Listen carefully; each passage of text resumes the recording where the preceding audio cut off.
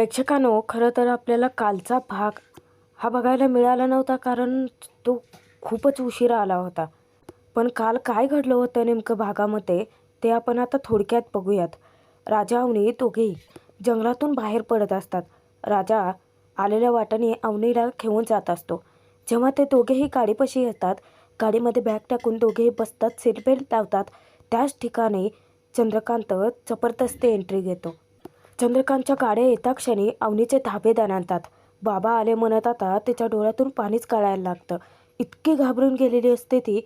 चंद्रकांत गाडीच्या खाली उतरतो आणि डायरेक्ट तो राजावरती बंदूक ताणूनच धरतो.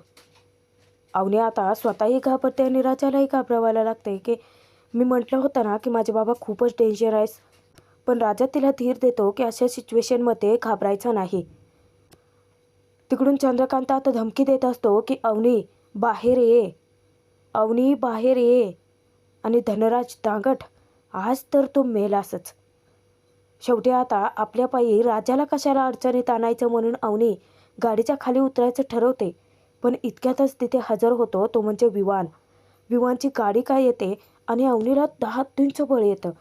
म्हणजे तिच्या मनात त्याच्याबद्दल इतका तिरस्कार असतो की तो पुन्हा उपाळून येतो. आता बापाच्या प्रेमापोटी ती गाडी खाली उतरायला तयार होती. पण ज्या वेळेला तिला विवानचा चेहरा दिसतो त्याच सेकंदाला ती पुन्हा गाडीत बसते. आता चंद्रकांत राहिला बाजूला, पण हा विवान तोच अवनीवरती अरेरावी करायला लागतो. चंद्रकांत जवळ येऊन तो सांगतो की अंकल, मानलं तुम्हाला, तुम्ही शब्दाचे एकदम पक्केत. बरं झालं या दोघांनाही पकडलत. आणि तो गाडीकडे येऊन आता अवनीलाच वाटेल ते बोलायला लागतो की अवनी यू नॉनसेन्स, तुला लाज वाटते का गं? तू एका ड्रायव्हरसोबत पळून आलीस. आता चंद्रकांत त्याला फटकारतो. पण विवान तिथे गप्प बसत नाही. उलट विवान सांगतो की अंकल 1 मिनिट बोलू देत मला. तुम्ही काही बोलत नाहीत ना म्हणून ही फायदा घेत आली आजपर्यंत. अवनी गुपचूप गाडीच्या खाली उतर. हे बघ आपलं लग्न आहे आज. अंकलचा रिस्पेक्ट करतो म्हणून हे लग्न टिकू नये, नाहीतर हे लग्न मी कधीच मोडून टाकलं असतं. विवान धमकावत असतो की गपचूप माझ्यासोबत घरी चालायचं आणि लग्नाला उभं राहायचं. पण ज्या सेकंदाला राजा अवनीवरती नजर टाकतो ना, त्या सेकंदाला अवनी नकारार्थी मान का हलवते. राजा हसत तिला सांगतो की चला, तुम्ही सांगितलं आणि आम्ही केलं. आणि राजा आता डायरेक्ट गाडी चालू करून जोराचे मागे घेतो आणि विमान तिथंच उडून पडतो. त्यानंतर आता ते गुंड राजाच्या अंगावरती धावून येणार तर राजा डायरेक्ट त्यांच्या अंगावरती गाडी घालून तशीच फास्ट गाडी घेऊन जातो. आता बाकीचे सगळेजण आपापल्या गाडीत बसतात आणि राजाच्या गाडीचा पाठलाग करायला लागतात. पण अवनी राजावरती इतकी भडकते की तुला अक्कल आहे का? तू डायरेक्ट माझ्या बाबाच्या अंगावरती गाडी घातलीत. तेव्हा राजा म्हणतो की अहो पण त्याने बंदूक ताणली होती माझ्यावरती, तुम्हाला दिसलं नाही का? अवनी त्याला इतकी रागावते की अरे पण मग काय माझ्या बाबाच्या अंगावर गाडी घालशील का? त्यांना काही झालं असतं म्हणजे? त्यावर आता राजा विचारतो की हे बरं आहे तुमचं. नाही म्हणजे त्यांनी माझ्या अंगावरती बंदूक ताणून धरली होती आणि जर त्यांनी मारली असती, मला काही झालं असतं, ते चाललं असतं का तुम्हाला? अवनी वाद घालते की केलं का त्यांनी काही तुला? मारलं का तुला? त्यांच्या अंगावर गाडी घालायची काय गरज होती? आता तिच्या बापासाठी तिचा जीव कळवळत असतोच. पण राजा आता तिला ना गप्प बसवण्यासाठी आयडिया सुचतो की एक काम करतो मी नाही ते गाडी थांबवतो. तुम्ही पटकन तुमच्या बाबाच्या गाडीत बसा, घरी माघारी जा आणि लग्न करा. माझं मी जातो. तेव्हा अवनी घाबरते आणि सांगतो की हे तू अजिबात गाडी स्लो करायची नाही या, चल लवकर. राजा आता म्हणतो की आता कसं आलात ना वटणीवर. इकडे आत्या जे बाउन्सर्स ठेवलेले असतात ना मागे, चंद्रकांत ते दांगटांवरती नजर ठेवायला त्यांचा चांगला पाहुणचार करत असते. आणि ते सगळं करते की त्यांनी दांगटांना त्रास द्यावा म्हणून. त्यांना चहा वगैरे आणून देते आणि त्यांना सांगते की तुम्ही एक काम करा, तो समोर बसला ना तो धोंड्या, त्याला ना चांगला चोपून काढा. ते गुंड सांगतात की असा मालकांचा आदेश आल्याशिवाय आम्ही नाही मारू शकत. आता दुसरा विचारतो की आणि यांना मारलं ना आम्हाला पोलिसांनी नेलं तर? त्यावर आत्या विचारते की चहा पिण्याचा आदेश होता का तुमच्या मालकांचा? त्यावर तो गुंड सांगतो की चहा पिल्यानंतर काय पोलीस सोडणार आहेत का आम्हाला? उद्या जर आम्हाला जेल झाली तर काय बेल द्यायला तुम्ही येणार आहात? आता जाऊन आता तिथे अण्णांना डिवचायला लागते. पण अण्णा तिची अशी काय मस्ती जिरवतात ना की सुले, या माणसांमध्ये ना जरा बी दम नाही आहे. त्यांच्या मालकांचा आदेश आला नाही आहे त्यांना. त्यांच्या मालकांचीच आधीचीच टरकली आहे चांगली. आता त्या गुंडांवरतीच आरेरावी करते की बघा काय इज्जत ठेवली आहे या लोकांनी तुमची. नुसतंच दंड वाढवून गुंड होता येत नाही. त्यावर आता तो गुंड तिच्यावरती चवताळतो की म्हातारे. तेव्हा आत्याला आता पळायचं कळत नाही. इकडे अवनी जोरजोराचे मोठ्याने ओरडत असते की बाबा मला विवांशी लग्न नाही करायचं आहे, तुम्हाला का कळत नाही आहे. त्यावर राजा आता तिला ओरडतो की हां, बाबांच्या समोर होता तेवढं तर तोंड बंद करून ठेवलं होतं आणि आता ओरडा. शेवटी राजा आता इतकी फास्ट गाडी चालवतो की महेश त्याच्यापर्यंत पोहोचणार असतोच, पण राजा त्याला पोहोचूच देत नाही आणि डायरेक्ट तो गाडी घेऊन जातो कुठे माहिती आहे, पोलीस स्टेशनच्या समोर. प्रेक्षकांनो, तुम्हाला आठवते का? नाही म्हणजे तुम्ही भाग बघितला असेल तर कारण मी ऑलरेडी हे सगळे भाग आपल्या चॅनलवर आधीच टाकले होते. आणि पोलिसांचे जाऊन राजा मदत मागतो की साहेब आम्हाला वाचवा, ते गुंड लोक आमच्या मागे लागलेत. आता सगळेजण गाड्या घेऊन तिथे हजर होतात, पण जेव्हा सगळेजण गाडीच्या खाली उतरतात ना, चंद्रकांतचं लक्ष जातं आणि पोलिसांच्या तर पोलीस स्टेशनचा बोर्ड काय दिसतो तो पटकन आपली बंदूक गाडीमध्ये ठेवून देतो. त्यानंतर आता ते गुंड राजा आणि अवनीवरती धावून जातात. या ड्रायव्हरला आज सोडत नसतो मी. महेश विचारतो की काय रे, हां माझ्या अंगावरती गाडी घालतोस तू, माझ्या बहिणीला पळवून आणतोस, तुला ना सोडतच नसतो आता, घ्या रे याला. तेव्हा ते हवालदार आता त्याला ताकीद देतात की कायदा हातात घ्यायचा नाही, चला मागे वा. राजाला काय हिंमत आलेली असते देवच्छाने. तो स्वतः चॅलेंज करतो की पोलीस स्टेशन आहे हे, कुणाच्या बाचं घर नाही आहे. पण आता राडा इतका मोठा वाढलेला असतो की पोलीस स्टेशनमध्ये तमाशा नको. चंद्रकांत महेशला बोलावून घेतो. चंद्रकांत महेशला शांत राहायला सांगतो आणि हवालदाराला तो शांतपणे विचारतो की मी येऊ का. त्यावर तो हवालदार सांगतो की बघा असं इज्जतीच बोलायचं. आणि त्यानंतर चंद्रकांत जाऊन अवनीवरती ओरडतो, कारण अवनी राजाचा हात पकडून त्याच्या मागे लपत असते आणि ते दृश्य त्याला बघवतसुद्धा नाही. ही वेळ आणली आहेस तू बापावरती, अगं निदान बापाच्या इब्रतीचे तरी जाण ठेवायची ना. अवनी तिथे रडायला लागते, थोडी घाबरलेली असते. राजा सांगतो की बघताय ना तुमच्या समोर पोरीवरती ओरडतायत. आता तिथे आरडाओरडा इतका चालू झालेला असतो की महेश जो आहे तो राजाला तू खाली या आधी मग तुला दाखवतो असं धमक्या वगैरे देत असतो. इतक्यातच आता सिनियर इन्स्पेक्टर येते तिथे आणि ती मोठ्याने ओरडते की काय चाललंय इथे. ती येता क्षणी आता वातावरण फार थंडच होऊन जातं. चंद्रकांत तिला बोलायला जातो की हे बघा मॅडम, मी एकदम सभ्य माणूस आहे. त्यावर ती इन्स्पेक्टर विचारते की सभ्य माणूस आणि तुम्ही? नाही म्हणजे कुठला सभ्य माणूस पोलीस स्टेशनमध्ये गुंड घेऊन येतो. याचासुद्धा राग आता चंद्रकांत अवनीवरतीच काढतो की बघतेस ना तू, काय वेळ आणली आहेस तू माझ्यावरती. अवनी घळाघळा रडायला लागते.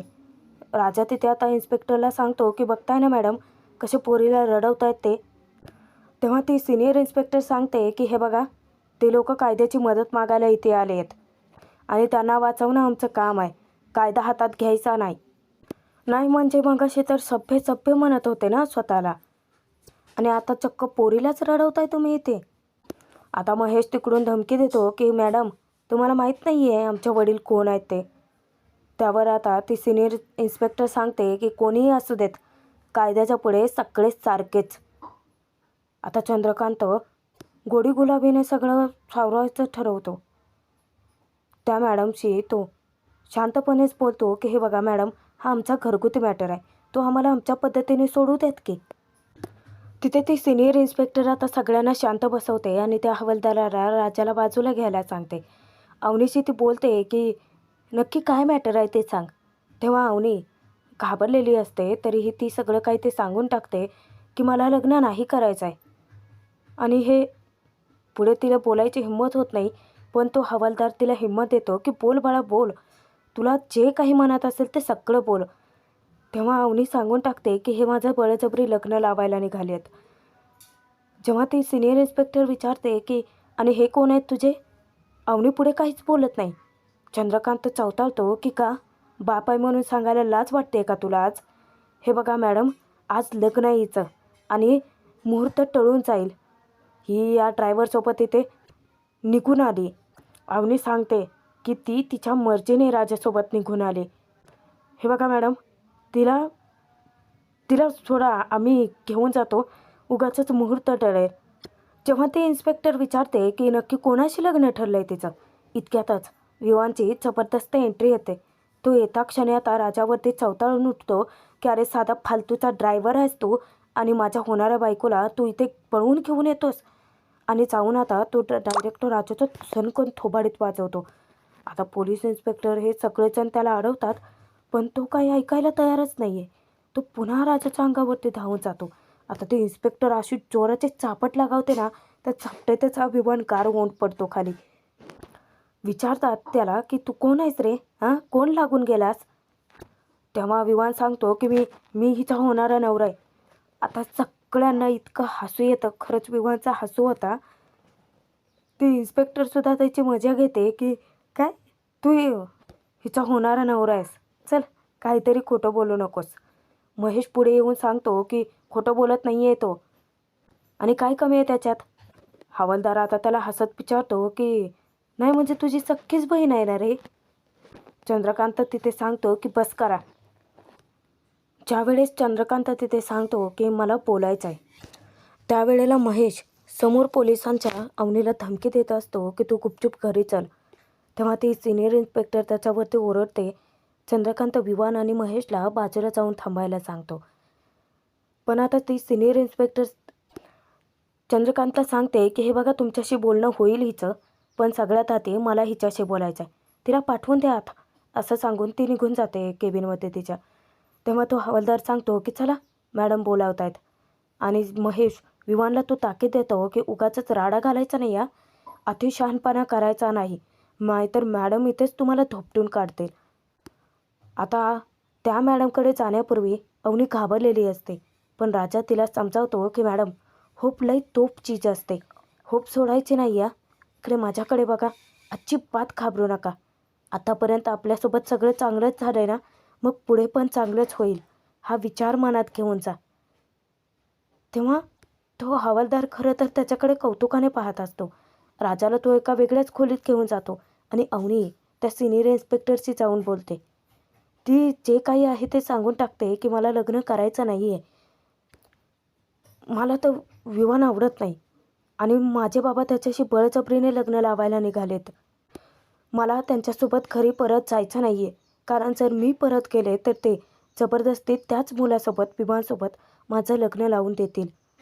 तिची मनस्थिती आता ती इन्स्पेक्टर समजून घेते. पण अचानक मध्येच चंद्रकांत येतो आणि तो विचारतो की तुमचं बोलून झालं असेल तर मी माझ्या मुलीशी बोलू शकतो का. तेव्हा ती इन्स्पेक्टर सांगते की तुमच्या मुलीला तुमच्यासोबत घरी परत यायचं नाही आहे. चंद्रकांत चिडतो, परत यायचं नाही आहे म्हणजे, अहो हा माझ्या इब्रतीचा प्रश्न आहे, तुम्हाला कळत नाही आहे का. अवनी तिथे चंद्रकांतपासून नजर चोरत असते. चंद्रकांत रिक्वेस्ट करतो की तिला तिच्याशी बोलायचं आहे त्याला. तेव्हा ती इन्स्पेक्टर अवनीला हिंमत देते की घाबरू नकोस, आम्ही सगळे आहोत तुझ्यासोबत, तू बोलून घे त्यांच्याशी. चंद्रकांत आता ते इन्स्पेक्टर गेल्यानंतर खुर्चीत बसतो आणि अवनीला इमोशनल ब्लॅकमेल करायला लागतो. तो तिच्यावरती इतका चिडलेला असतो की चांगले पांग फेडलेत हा अवनी, तू खरंच चांगले पांग फेडलेत अगं. अगं लहानपणापासून तुला तळहातातल्या फोडासारखं जपलं आहे मी, तू जो हट्ट धरला ते सगळे हट्ट पुरवलेत मी. आजपर्यंत कधीतरी तुला कशाची तरी कमी केली होती का. साला एक आयुष्यामध्ये माझ्या इब्रतीला एक डागसुद्धा नव्हता, कोणाची माझ्यासमोर बोलायची टापसुद्धा नव्हती. पण आज फक्त तुझ्यासाठी नको नको त्या लोकांना भेटलो आहे मी, नको नको त्या लोकांना बोललो आहे मी. सतत विचारत राहिलो की माझ्या अवनीला तुम्ही बघितलं का, माझ्या अवनीला तुम्ही बघितलं का. वेड्यासारखा भटकतो आहे मी. साला तर कोण कुठला तो फालतू तो ड्रायव्हर त्याच्यासोबत निघून आले, त्याचा बाप मला अक्कल शिकवतो. नालायक बाप आहे म्हणला मला तो. खरंच अवनी मी नालायक बाप आहे का. आजपर्यंत तुला कशाची तरी कमी केली होती का अवनी मी, सांग ना मग माझं कुठं चुकलं ते. आणि पुन्हा एकदा तो अवनी सोडून स्वतःच्या प्रतिष्ठेचाच विचार करायला लागतो. आज तू माझेच काय आपल्या घराण्याची इज्जत धुळीला मिळवली आहेस अवनी. अगं त्या लग्न मंडपामध्ये उपस्थित असलेला प्रत्येकजण आज माझ्याकडे कोणत्या नजरेने बघतोय, माझी मोजमापं काढतायत लोक, कुजबुजत आहेत एकमेकांमध्ये. अवनी, तुला मी आधीच विचारलं होतं की तुझं कोणावरती प्रेम असेल तर सांग मला. मी बोललो होतो की नाही? आणि तू तू या फालतू ड्रायव्हरसोबत पळून आलीस आणि कुठे आणून उभं केलं तुम्हाला? त्यावर आता अवनीसुद्धा विचारते की बाबा तुम्ही काय वेगळंच केलं आहे? अजूनही तुम्ही तुमचे मान, तुमची प्रतिष्ठा, तुमचं नाव, तुमची इज्जत हे सगळंच बघताय. पण माझी स्वप्न, माझ्या इच्छा हे का बघत नाही आहेत अजूनही तुम्ही? चंद्रकांत तिला सांगतो की अवनी चल आपण घरी जाऊन बोलूयात. अवनी म्हणते की ठीक आहे, मी यायला तयार आहे, पण एका अटीवरती. जर तुम्ही माझं त्या विवांशी लग्न नाही करून दिलं तर. कारण तो अतिशय वाईट मुलगा आहे, जरी तुम्ही निवडला असला तरीसुद्धा. आधी मला वचन द्या तरच मग मी येईन. आता त्याने चंद्रकांतालाच पेचात टाकले. प्रेक्षकांनो, भाग इथेच संपतोय. खरं तर आपण हा भाग थोडक्यात बघितला आहे की नक्की काय घडलं होतं ते. फक्त तुमच्यासाठी आवर्जून मी आपल्या चॅनलवर अपलोड करते. पुढील भागात आपण बघूयात की इन्स्पेक्टर आणि त्या हवालदाराचा मोठा गैरसमज होतो की राजा आणि अवनीचा प्रेमाचा मॅटर आहे आणि त्यांनी सल्ला दिलेला असतो दोघांनाही लग्न करण्याचा. तेव्हा दोघेही आता संभ्रमात पडतात की काय निर्णय घ्यायचा. पण जर विवांशी लग्न करायचं नाही तर मग अवनी लग्नाचा निर्णय स्वीकारते आणि अवनीने लग्नाचा निर्णय स्वीकारता क्षणी आता चंद्रकांत चवताळून उठतो. महेशला तो आदेश देतो की राजाच्या घरच्यांना, त्याच्या बापाला, त्याच्या भावंडांना असं मारा आणि त्याचे व्हिडिओ शूट करून मला पाठवा. चंद्रकांत देशपांडेच्या इब्रतीशी खेळणाऱ्याची काय अवस्था होते हे मला आता सगळ्यांना दाखवून द्यायचं आहे. म्हणजे पुढचे प्रसंग खूपच भयानक राहणार आहेत प्रेक्षकांनो. आता तुम्हाला पुढचा जबरदस्त ट्विस्ट आज आवर्जून बघायला मिळेलच. त्यासाठी सबस्क्राईब करून ठेवा.